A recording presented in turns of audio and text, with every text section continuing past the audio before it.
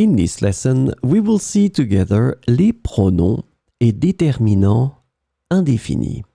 But more precisely, we will see personne. So, this lesson is about personne. And personne can be translated with no one, anyone, or anybody. So it's a singular pronoun, always used with ne. And it is the negation of quelqu'un, on, and tout le monde. So we'll see two examples. Je ne veux voir personne.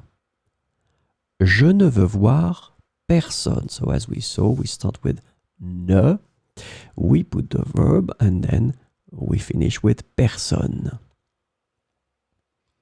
It's also possible to use it as a subject, personne, so you start with it.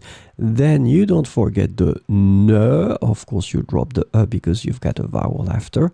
So personne n'est encore arrivé. Personne n'est encore arrivé.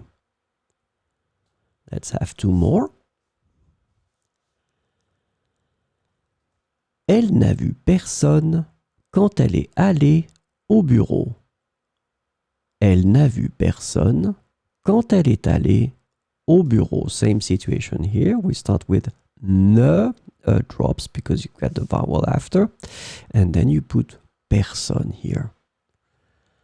And one more with personne as a subject. Personne ne veut aller avec moi à l'opéra.